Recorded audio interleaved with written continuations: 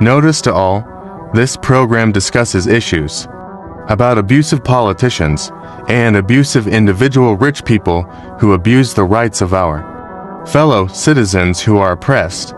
This program does not intend to harm anyone. This program is fighting for the rights of our countrymen oppressed by oppressors.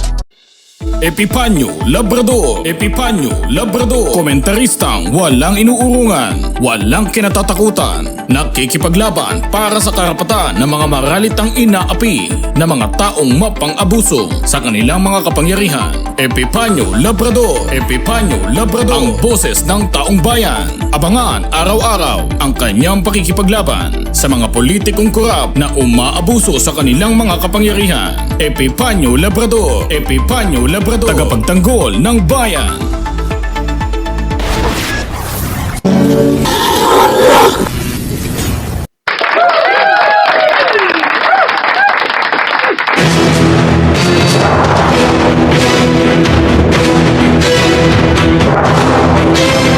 Magandang umaga po sa inyong lahat, mga minamahal kong mga kababayan. Muli nandito po ang inyong lingkod, Epipanyo Labrador, sa ating po programang Kumpirmado.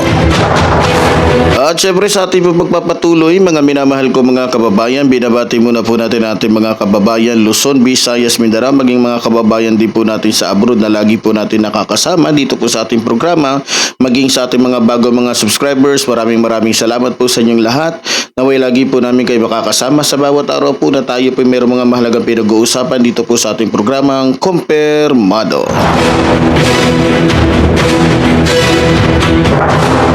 Sa araw po ito, mga minamahal ko mga kababayan, pag-uusapan ho natin kung papaano at saan nga ba nagsimula ang lahat, kung bakit humantong sa ganitong sitwasyon itong si Alice Goo na kung saan ay tumakas na nga. So, ano ba ang pinaka dahilan bakit kailangan niyang tumakas at sino-sino ba yung mga involved dito na bakit ganun na lamang ang kanyang takot na makikita nyo naman, di ba? Na halos minsan nadudulas na nga siya. Kagaya nung minsan sabi niya, tinatanong siya dun sa Senado, sino yung tao na yon, nabanggit siya yung una, yung Rodri. So doon pa lang, mga minamahal ko mga kababayan, kahit hindi niya idiretso yon, alam na ho natin Rodri yung gano'n, hindi na lang niya madiretso na si Rodrigo Roa Duterte.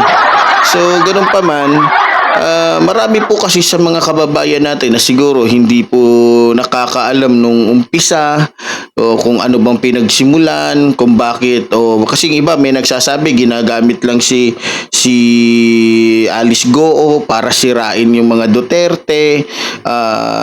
Kaya sa umaga pong ito, yan po yung ating tatalakayan nang sa ganun po ay maliwanagan naman po yung ating mga kababayan kasi alam nyo naman, yung laging banat to ni Sara Duterte, di ba nga't nauugnay nga sila dito, di ba, mga papaano ba nangyari, ba't sila nagkaroon ng kaugnayan dito. So sa umaga pong ito, mga minamahal ko mga kababayan, sisikapin ko po na maipaliwanag sa inyo yung mga bagay-bagay, saan ba nagsimula at ano ang pinanggalingan ng usaping ito, at papaano ba nakilala si Alice Goo. So, yan po yung ating pag-uusapan ngayon, mga minamahal kong mga kababayan.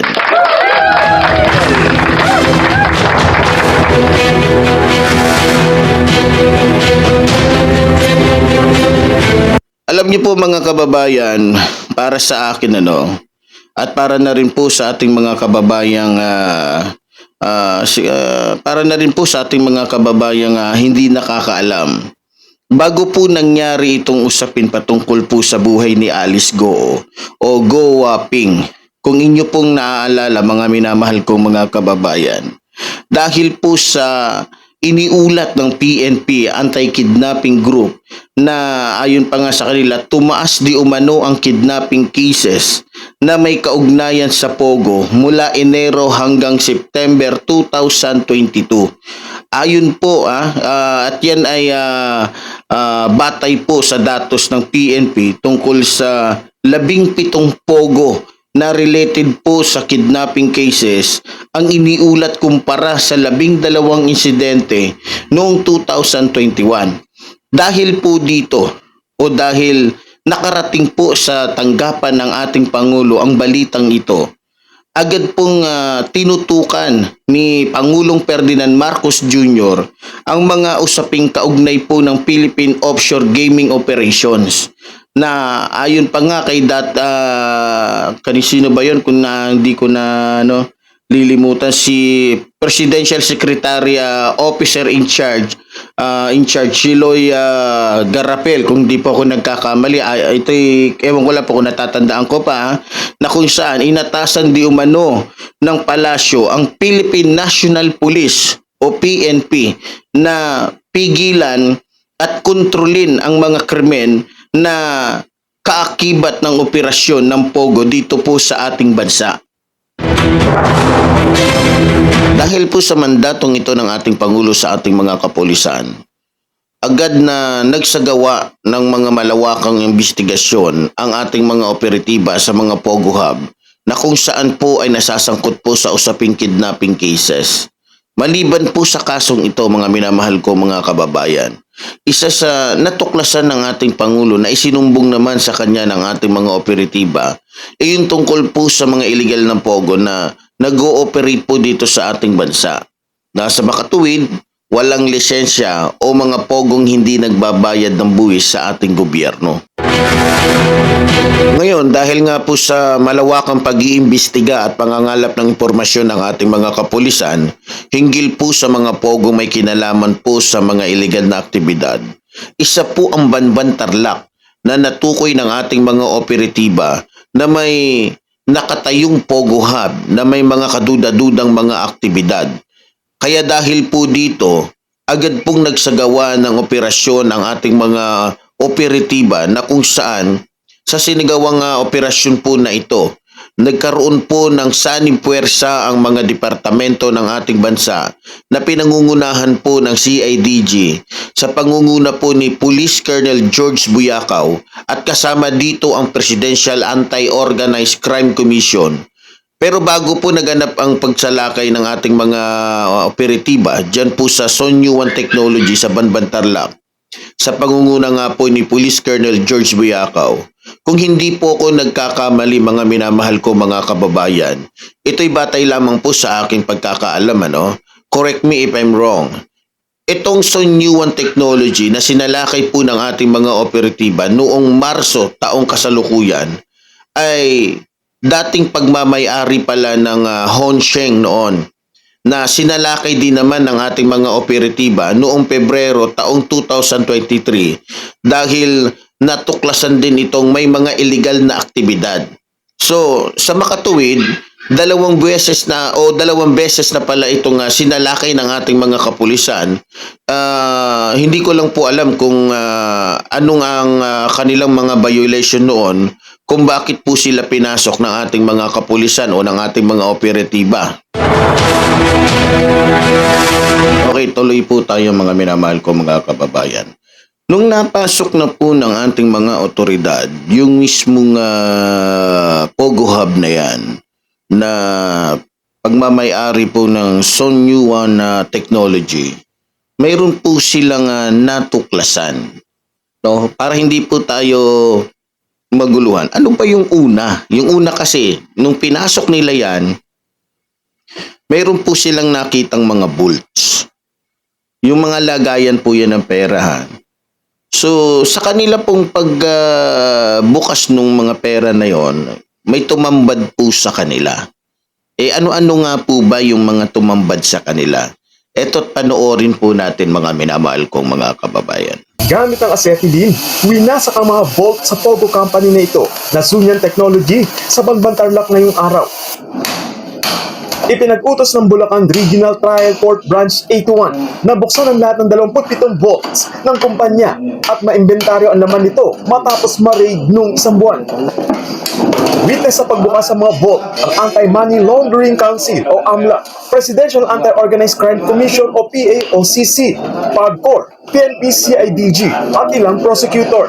Sa unang dalawang vault, mga dokumento at passport ang nakita. Pero sa pangatlo, mga bundle na ng pera na aabot sa 5.5 million pesos at 1,000 US dollars ang tumambad sa mga operatiba. Importante raw sa PAOCC ang mga dokumentong maaaring magturo sa illegal operation ng Sunyan na pwede nilang magamit sa korte. Mas importante sa amin are the documents, financial documents na magiging basis ng ating forensic accounting. Usually, mga nandyan na lang yung mga pangpasahod nila, mga operating expenses and all. Pero what we need are evidence that would lead us to their digital currency, crypto wallet, kasi yun ang lifeblood ng mga pogos eh. Kabilang sa mga nakuhang dokumento ay sa sasakyan at bill sa kuryente sa pangalan ni Bamban Mayor Alice Go. Iimbestigahan daw ito ng DILG. Now, as far as the operating units are concerned, ang mga nakita lamang po namin dito ay ilang mga dokumento nagpapangalan doon sa kasalukuyang alkalde. Now, if that would constitute enough evidence to file criminal or civil charges against her, it's up to the Department of Justice. So yun mga minamahal kong mga kababayan, nakita at napanood ho ninyo kung saan nagsimula ang lahat, kung papaano nakita o papaano nakilala itong si Alice Go o Go Waping sa usapin ng Pogo. Ito'y dahil po sa mga mahalagang mga papeles na nakuha ng ating mga operatiba sa nasabi pong Pogo Hub. Doon na po nagsimula ang lahat. At isa din po sa dahilan kung bakit siya ay nasabit sa illegal na Pogo dyan sa Tarlac, Bamban, dahil siya po ang mayor ng nasabing bayan o kumakatawan sa nasabing bayan na lumalabas na naging protector po sa nasabing illegal Pogo. Tulad po ng ating nakita at napanood, natuklasan ng ating mga operatiba yung daan-daang mga cellphone at SIM cards na ginagamit umano sa samut-saring scam. Grabe, di ba? Biro mo mga kababayan, isa sa natuklasan ng ating mga operatiba sa loob ng compound ng Son New One Technology ay yung underground tunnel. Underground tunnel na kung saan pinagsususpetsahan po ng ating mga operatiba kasi hindi naman lahat kasi nahuli dun eh, 'di ba? No, so yung tunnel na yon na nakita doon sa compound na yon, yun yung ginamit nilang exit para makatakas sila at ayon pa nga sa pag-iimbestiga ng ating mga katropa yung tunnel na yon ang ginawa nilang daanan para makatakas sa sinagawang raid nga ng ating mga kapulisan na ayon pa nga sa kanila yung iba 100% doon mismo sa Porac, Pampanga nagtago at doon talaga sila kumover para hindi sila mahuli ng ating mga kapulisan. Grabe talaga mga minamahal ko mga kababayan. Isa na dito yung isa sa mga natuklasan po ng ating mga kapulisan yung mga mamahaling kotse po na kung saan mayroon nitong mga presyo na talagang mabibigat na presyo mga minamahal kong mga kababayan. Maliban po dito sa kanilang mga natuklasan, mayroon din po silang nakitang mga office buildings at dormitories. At maliban dito, mayroon pa silang nakita na ano ba yun, sinasabi nila yung dalawang basketball court at yung tinatawag nilang central grocery. Biro mo, may central grocery sila. At ayon sa kanilang patuloy na pag-iimbestiga, may nakita silang nakakalat na mga solar panels at mga CCTV cameras. Kaya napansin nila grabe. Ang dami nito kaya pala napakahigpit ng seguridad sa nasabing lugar. Maliban po dito mga minamahal ko mga kababayan, talagang nabigla sila. Kasi ang nasa lisensya kasi nila, wala tong mga itong binabanggit ko. Ito makikita mo Meron pa silang nakitang tinatawag nilang Olympic size swimming pool. Grabe, di ba? So, sa patuloy na pagsisiyasat ng ating mga operatiba, 100% na natuklasan nila na may mga masasamang aktibidad, may mga masasamang aktibidad talaga na nagaganap sa nasabing compound tulad ng scam, human trafficking at illegal detention. Bukod po dito, may network din ito na mga, yun nga sinasabi ko, yung mga lagusan sa ilalim ng yun nga yung ginawa nilang diyan sa sinasabi nilang bilya. Yan ay ayon pa rin po sa ipinahayag ni Dr. sino ba yun yung si Winston ba yun? Tsaka hindi, si Casio yata yung nagsalita, yung spokesperson ng tawag nito PAOCC. Biro mo mga kababayan, may nakita pala silang mga tawag dito, mga mamahaling gamit doon, yung mga salas, di ba nakita nyo doon? Hindi po basta-basta, mamahalin po talaga yon.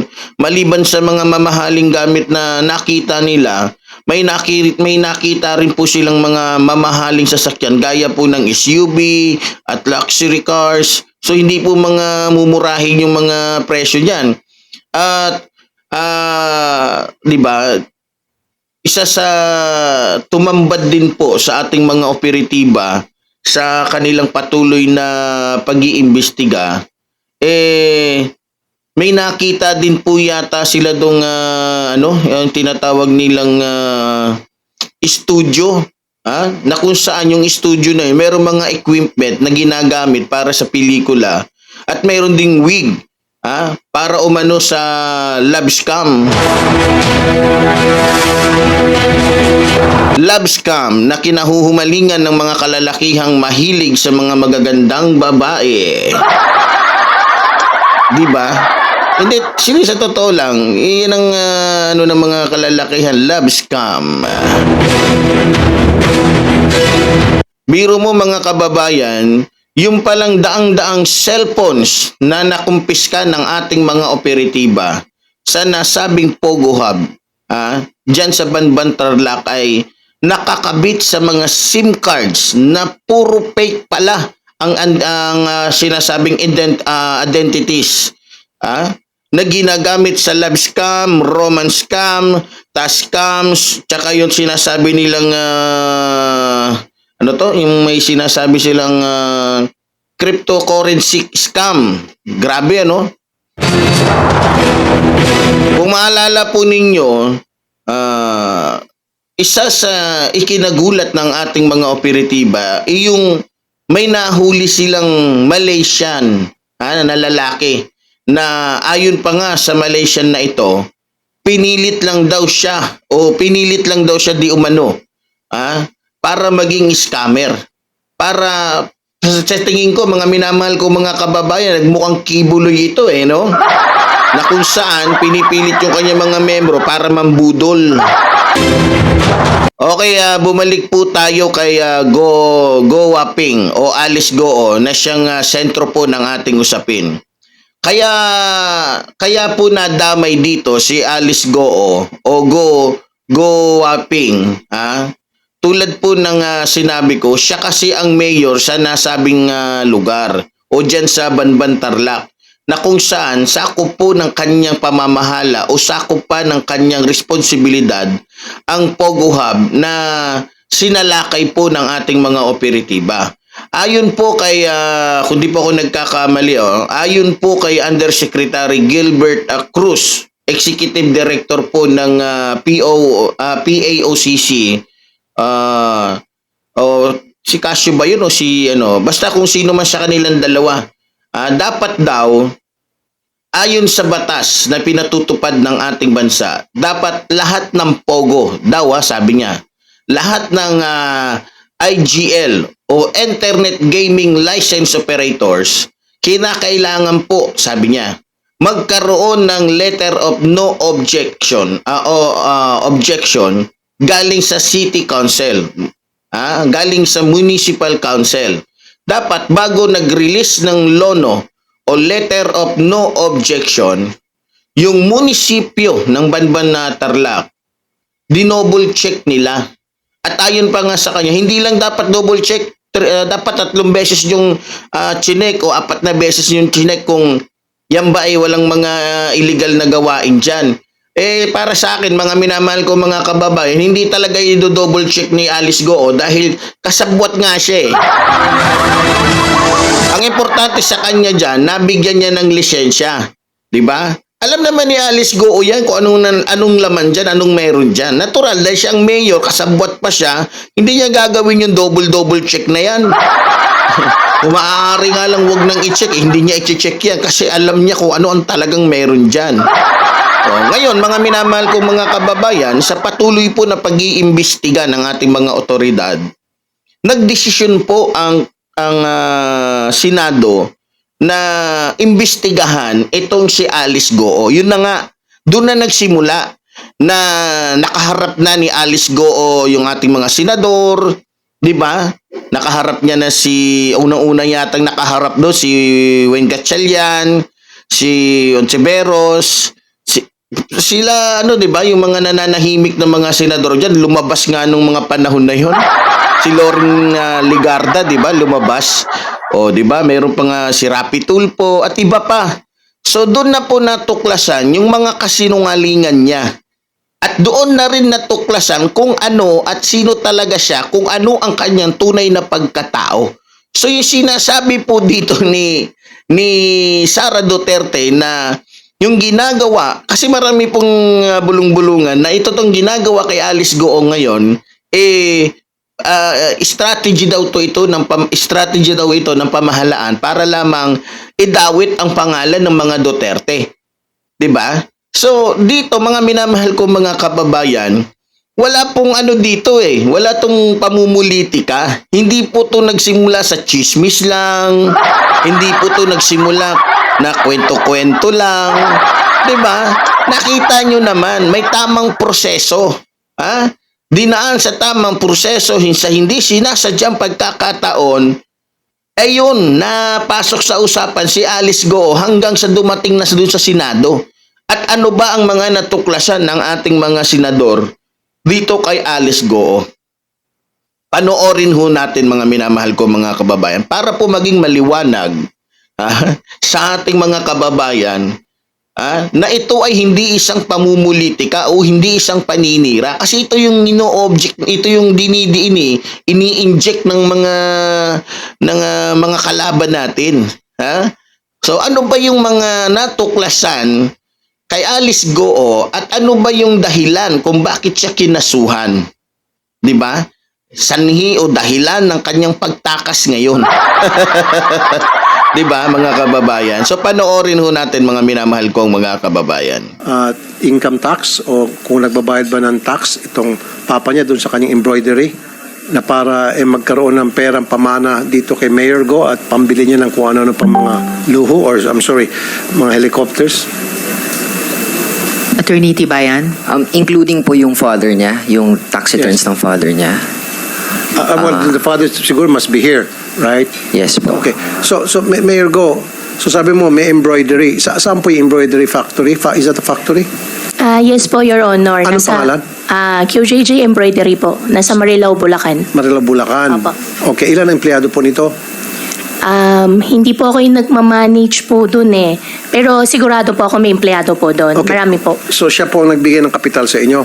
Para Yung tatay ko po, nagbibigay po siya ng pera po sa akin. Magkano po yung mabinibigay ng pera sa iyo? Hindi po siya in a monthly basis po, Your Honor. Pero yung capitalization, di ba nakapagbigay siya kaya ka nakapagpatayo ng mga iba't ibang negosyo? Yung embroidery po, ang nagmamanage po is yung tatay ko po. 14 years old pa lang po ako, nag-umpisa na po ako maghanap buhay, magtrabaho. At every now and then po, binibigyan po ako ng tatay ko po. Pero nagbigay sa iyo ng malaking pera, big chunk of money, binigyan ka ng father mo. Kaya yun ay nagamit mo para i-invest sa mga negosyo mo. Opo, Your Honor. Pero hindi po siya biglaan. Unti-unti, nagbibigay po siya sa akin. Okay, was that declared to the BIR? Tapos unti-unti money hanggang sa lumaki at naging enough para makapagpundar ka ng negosyo. Kasi dapat pag nagpundar ka ng negosyo, dapat masabi mo doon kung saan ang source noon. Opo, Your Honor. Ang understanding ko po, since hindi po siya income, kaya hindi ko po siya dineclare po. But that has to be declared BIR, di ba? So anybody, anything na pera na pumasok sa iyo at yung perang yon ininvest mo sa negosyo, that has to be declared sa BIR. Attorney Tibayan. Attorney? Yes po, basta may income po na re-receive, no? Even if at the end of the day, marami expenses, nag-file pa rin po dapat. Okay. And Sen. Rafi, may tanong din si Senate President Pro Tempore dun sa isang sagot ni Mayor Alice kanina. Yeah, ano yung negosyo ng, with the permission of Senator Tulfo, Madam Chair? Go ahead. Ano yung negosyo ng tatay mo sa China? Fabrics po. Ano po? Fabrics, tela. Fabrics. Opo, may Magkano embroidery din kinikita po. niya? Your Honor, hindi na po niya natidisclose po sa akin. Okay, magkano binibigay sa'yo ng tatay mo? Sino mo nagbibigay ang tatay mo sa'yo? Opo, nagbibigay po siya sa akin. Umpisa po, 14 years old po ako. Every now and then po, nagbibigay po siya sa akin. Magkano ng pera. binibigay sa'yo? Minsan po, 500,000, minsan 1 million, minsan 2 million. Gaano kadalas Depende yung po. 500,000? Gaano kadalas yung 1 million? Your Honor, as much as ayaw ko po talaga sagutin yung hindi ko po alam. Pero, hindi naman po siya, hindi po siya in a regular basis po. Gaano kadalas siya magbigay? Since 14 years old ka? Opo, since Bibigyan ka 14 years old po ako. Negosyante ka na no? 14 years old ka? 14 years old po, nagtatrabaho na po ako sa farm. Oh, so nagbibigay siya ng pera, kalahating milyon, 1 milyon, saan mo nilalagay ang pera? Sa farm po. In fact nga po, kwento ko po kay Ma'am Karen kahapon. First time po niya ako pinagawan po ng cheque when I was 17 at natalbugan po ako dahil wala pong pondo, hindi po ako naglagay po ng sufficient. Okay, nasaan ang tatay mo? Ang tatay ko po, nasa ibang bansa po ngayon. Nasaan? Nasa China po. Kailan siya babalik? Siguro mga 1 linggo lang po. Sigurado kung babalik? Every now and then naman po, labas-pasok naman po siya dito sa Pilipinas po. Okay, Mayor, meron lang ako tatanong. Sana sagutin mo ang Opo. katotohanan. Sino nag-operate o nagmamanage ng Pogo before you became Mayor? Your Honor, ang nag-ooperate, ang nagmamanage po ay yung mga Chinese po. Yung si Shi Chun-chan po na taga Hongsheng at si Wang Jiyang po na taga Baofu po. This is quite personal. Opo. Wala ka asawa? Wala po. Boyfriend? Wala po. Sigurado? Sigurado po. Wala ka live-in partner? Wala po.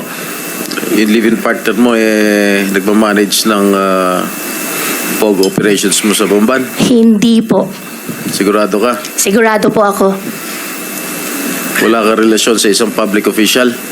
Wala po. Marami na po sila nalilink po sa akin simula po na buksan pong issue. Sobrang dami na po nila nililink po sa akin pero wala pong partner, wala pong... Paano nililink sa'yo? Romantically? Or what? Or what not? Yes po, Your Honor. Sino-sino? Huwag na po natin pag-usapan.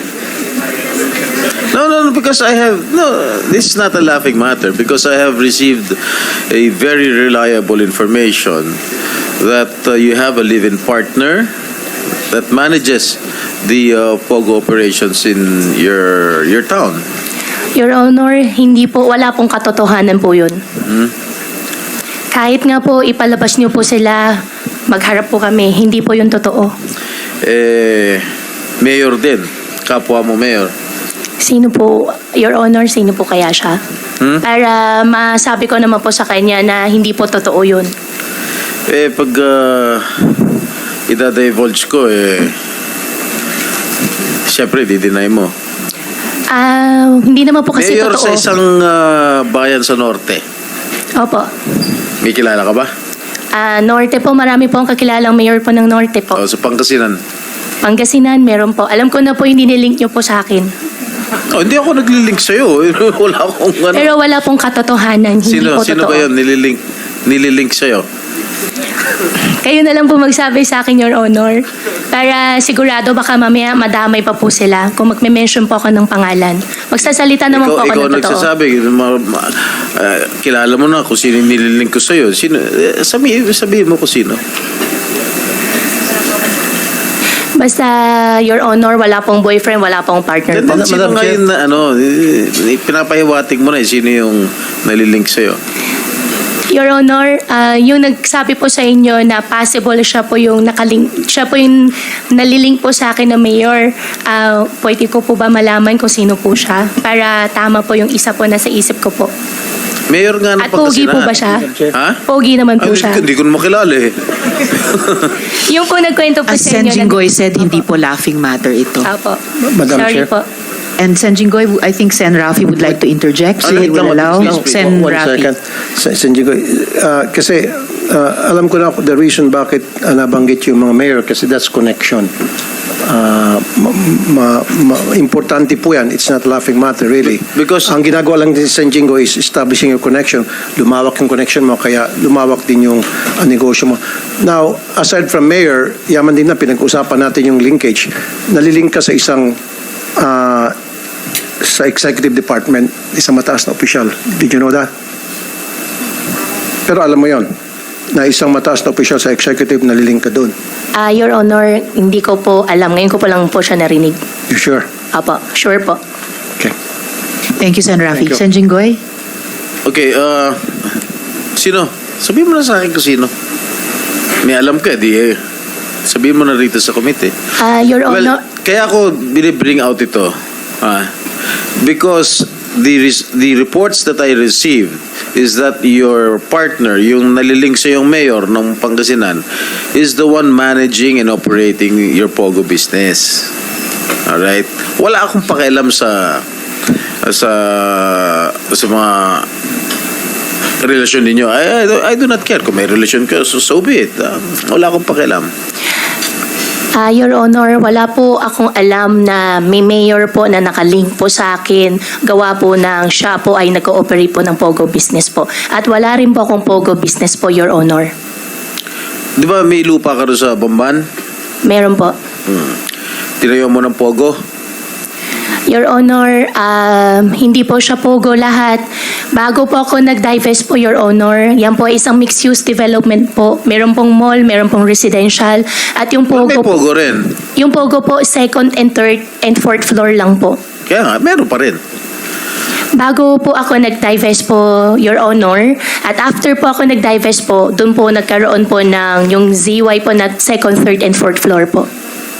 Okay, marunong ka mag-Chinese? Ano Chinese name mo? Wala po akong Chinese name po. Wala kang Chinese name? Opo.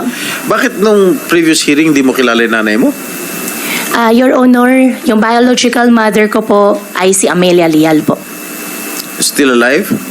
Your Honor, honestly to, bago po nangyari to, masamay loob ko po sa kanya. At sa nangyari po na to, sa nangyari po itong Senate hearing, nananawagan po ako, sana po makita ko na po siya. So you haven't seen your biological mother? Hindi po. So sino nagpalaki sa'yo? Yung tatay ko po. Tatay mo lang? Tatay ko po at partner po niya. Partner? Opo. Partner ng tatay mo? Opo. Okay,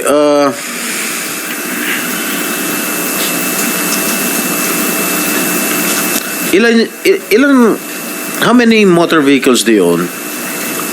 Sa ngayon po, isa po. Isa lang? Opo, sa ngayon po, isa po. Sensya lento.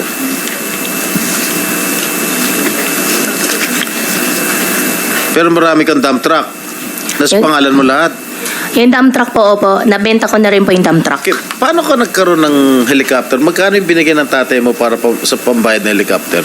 Yung helicopter po, pinag-ipunan ko po at sa loob po ng 2 years po minigay sa akin ng tatay ko po yung kalahati po nung pangbayad po ng helicopter.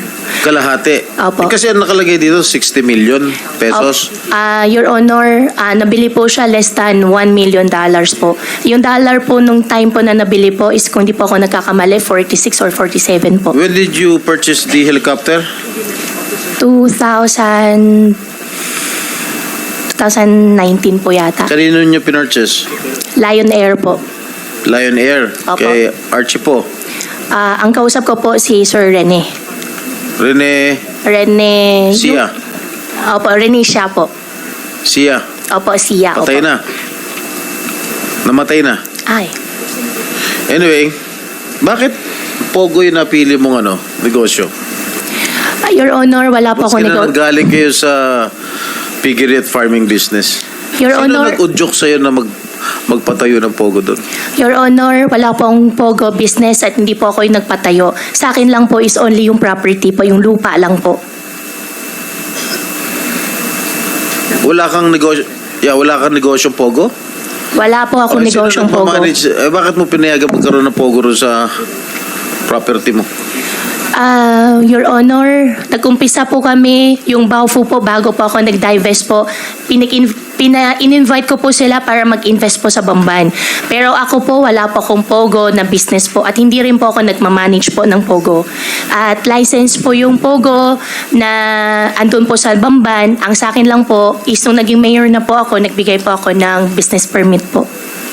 Okay, doon sa interview mo kay Miss Karen Davila, na pinalabas lang nung Lunes, sinabi mo na bumili ka you bought the Baofu land in Bamban for 700 pesos per square meter. Tama? Tama po, Your So that Honor. was about 55.3 million pesos for the 7.9 hectare land in 2018. Tama? Tama po, Your Honor. But how much did you shell out for the purchase of that parcel of land? Your Honor, nabenta ko po siya ng 1,200 pesos per square. Nabenta mo? Opo. Ang usapan po namin dyan ay sa akin po yung majority po ng share. At Saan mo kinuha yung pambayad ng lupa? Yun ang yung tinatanong. pangbayad po ng lupa, installment po, Your Honor. Installment? Pagkano Opo, installment po, partially po galing sa farm, partially po galing po sa tatay ko po. Magkano yung galing sa tatay mo? Your Honor, ito-double check ko po. Wala kang hiniram na pera galing sa mga creditors? Meron po akong loan po, Your Honor. Magkano? Outstanding ko po ngayon nasa, hindi ko po sure yung exact pero almost 200 po. Mga 190 po siguro. 190 million. So tinatanong sa'yo ni Senator Risa, ni Madam Chair kanina, kung sino yung mga Board of Incorporators mo rito sa Baofu. At halos lahat ay may mga criminal records. At sinabi mo, ngayon mo lang nalaman? Your Honor, dun sa Zhang Ziyang, nalaman ko po nung first hearing po na fugitive po siya. Before po noon, hindi ko po talaga alam. Dun sa naman po dalawa, nakita ko po dun sa Facebook post po ni Madam Chairman po at gumawa po ako ng research po, nag-search po ako sa Google. Sino ito si Lin Baoying?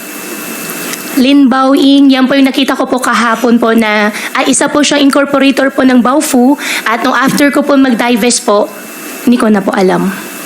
Hindi mo kilala itong si Lin Baoying?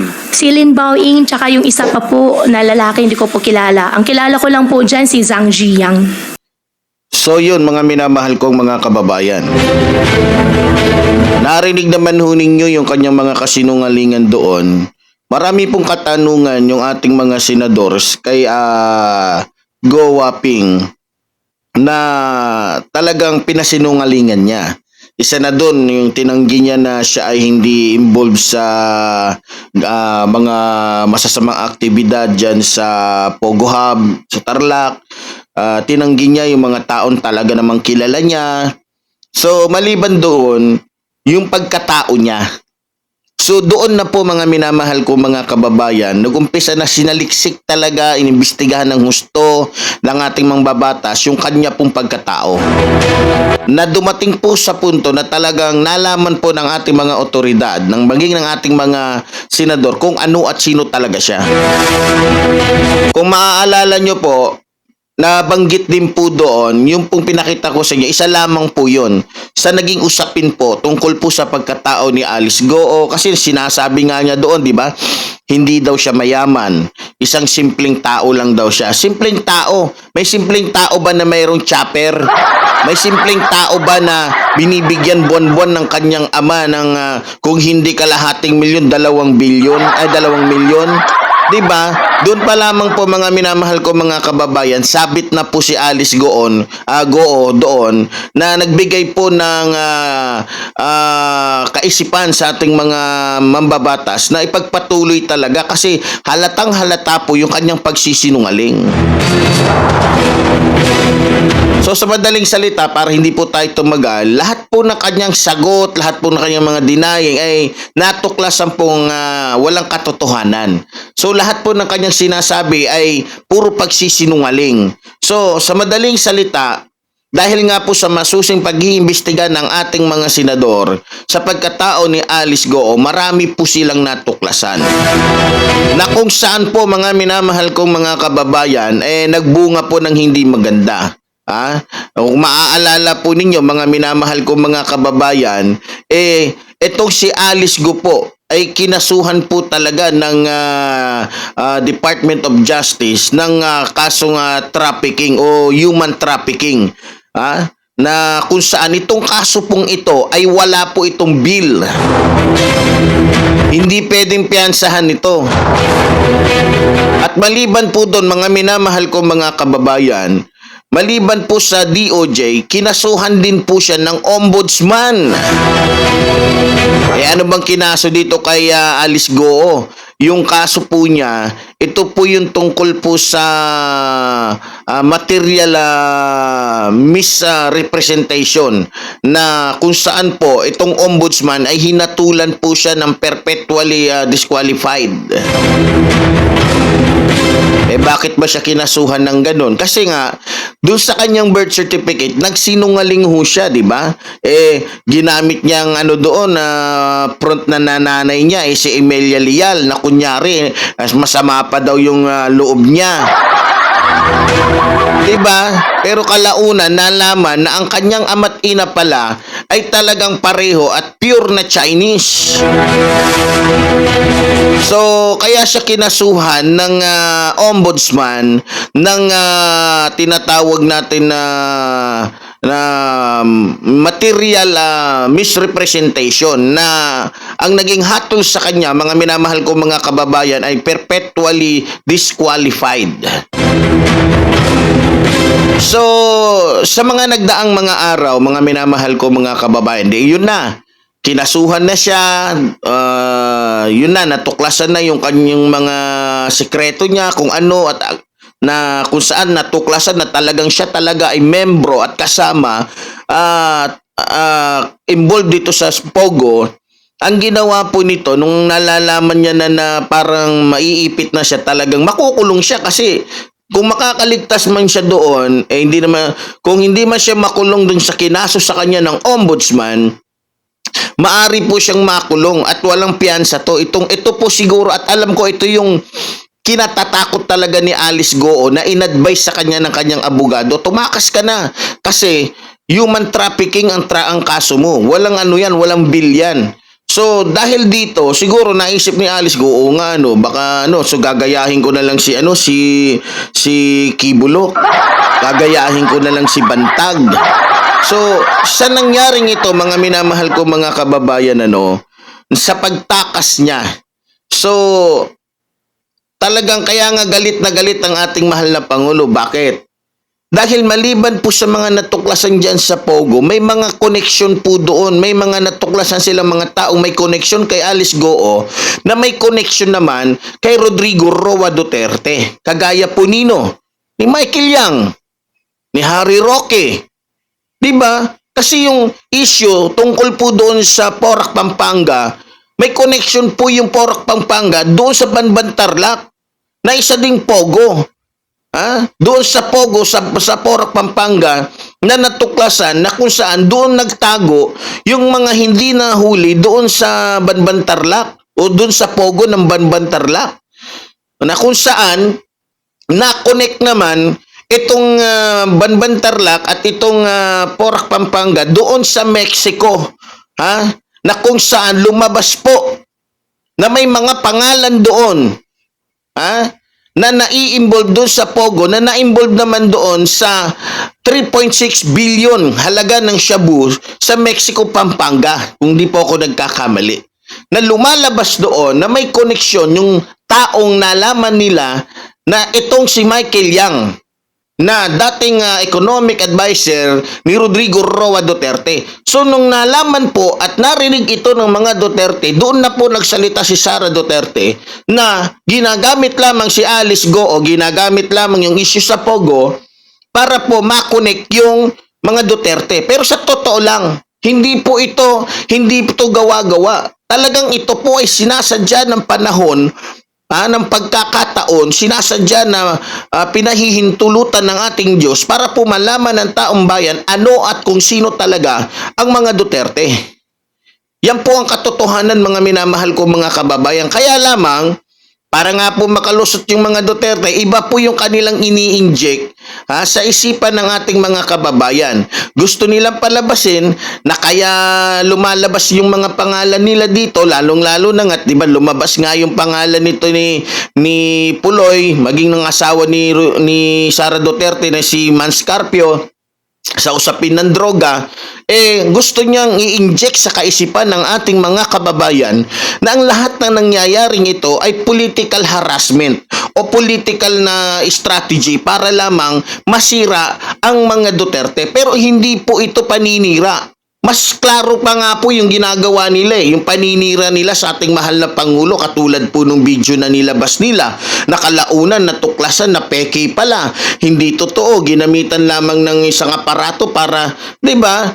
So maliban doon, bago nangyari itong paglabas ni Carpio, paglabas ni Paulo Duterte sa usapin tungkol doon kay Guban, di ba nauna na ginawan nila ng kung ano-anong istorya itong ating mahal na Pangulo. So gusto nilang palabasin yata na gumaganti ang ating mahal na Pangulo. So ngayon, halimbawa ganito, pagpalagay na natin gumaganti ang ating mahal na Pangulo, pero hindi sa kabastusan, katarantaduhan na pamamaraan, nasa tamang proseso, na kung saan ginagamitan ng legal na proseso para malaman talaga kung ano at sino sa kanila ang totoo at hindi, sino sa kanila ang masama at hindi. Ngayon, sa mata ng mga taong totoong nakakakita at talagang sumusubaybay sa usapin na ito, alam mo kung ano ang tama at mali. 'Di ba?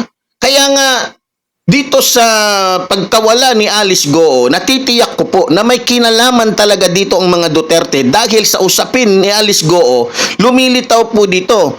Nagko-connect ko hanggang sa dumating na sa punto na talagang ang dulo nito ay papunta talaga kay Rodrigo Roa Duterte na siya naman talagang naging dahilan kung bakit dumami ang pogo o mga pogos dito sa ating bansa at dumami, nagkalat yung mga Chino na nagdala sa atin dito ng mga kawalangian ng mga hindi magagandang gawain. So, kahit hindi pa po na ipapahayag ng ating mahal na Pangulo, darating po yung panahon talaga na ang pinaka dahilan kung bakit nakatakas itong si Alice Go ay ito po talagang mga Duterte. Alalahanin ho ninyo, may kapangyarihan ho ang mga Duterte. Nandiyan dyan ho si Sara Duterte bilang Vice President ng ating bansa. Kaya hindi malayong mangyari na talagang ginamitan nila ito ng kapangyarihan para po makatakas si Alice Go o si Go Waping. Kasi sasabit sila pag hindi nila pinatakas. Wala po yung pinagkaiba sa nangyari po dito kay Bantag. Para po hindi malaman na talaga ang may kagagawan, may utos para ipapatay si Kaper Silapid ay itong si Rodrigo Roa Duterte, pinasibat nila, tinago nila ngayon si Bantag. O ngayon, ano ba nangyari dito kay Kibuloy? Ganun din, kasi nai-involve din dito yung pangalan ng mga Duterte kung bakit hindi ilang taon nang hindi nananagot itong si Kibuloy. Kasi nga, ginamitan ng kapangyarihan ng mga Duterte. So, nai-involve sila na kung saan naging konsentidor sila, naging pagtanggol sila ng isang demonyong propeta, isang mapagpanggap na Diyos-Diyosan, na hindi na nagot ng mga panahon na yun, na ngayon ay pinananagot na kung saan madadamay sila kasi lalabas talaga, naging protector sila. So, maliban doon, maraming mga bagay-bagay na kinatatakutan ng mga Duterte na masasabi ni Kibuloy, kaya tinago nila si Kibuloy. Pero ganun pa man, mga minamahal ko mga kababayan, hindi po tayo nawawalan ng pag-asa. Tulad po ng sinabi nga po ng tagapagsalita po ng tawag nito, tulad nga po ng sinabi po ng COMELEC, na talagang hindi nila lulubayan, hindi rin lulubayan ng DOJ. So, tulad doon nito, nagbaba po ng mensahe ang NBI.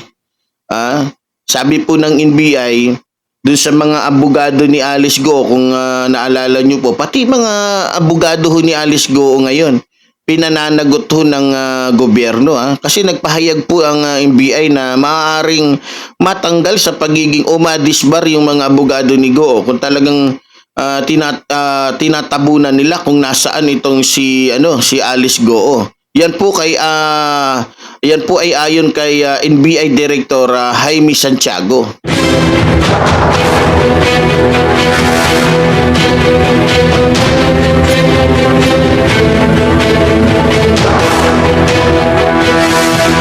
Ayon nga po dun sa nabasa ko, mga minamahal ko mga kababayan, nagbaba po ng mensahe ang PAOCC dito po kay Alice Go o sa ating mga kababayan na sabi pa nga nila, marami daw legal na paraan upang maibalik sa bansa ang suspect nga, itong si Alice Go. Marami paraan talaga, pero ang tanong nga, kailan? Diba? Madaling sabihin, diba? Pero yan naman po ay sinabi naman po ng galing na rin sa Presidential Anti-Organized Crime Commission o PAOCC. Parang nagsalita yata yung sino ba yun? Si Dr. Winston Jan Casio ba yun? Tama. So, ganun pa man,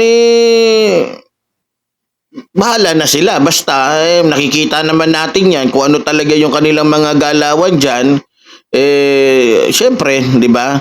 So, sana mapanagot talaga itong si Alice Go sa human trafficking at saka doon sa tax evasion, no? At saka sa iba pa na kaso. Alam ko napakarami pa nitong, alam ko madadagdagan yung kaso niya kasi di ba nga, ang isang kriminal, once na tumakas ka, dagdag ang kaso mo. Di ba? So, ganun pa man mga minamahal ko mga kababayan, maraming salamat po sa inyong patuloy na pagsubaybay po dito sa ating programa. Kaya muli po, tulad po ng sinasabi ng inyong lingkod, mabuhay po ang ating inang bayan, mabuhay pong nagmamahal sa ating inang bayan. Maraming salamat po.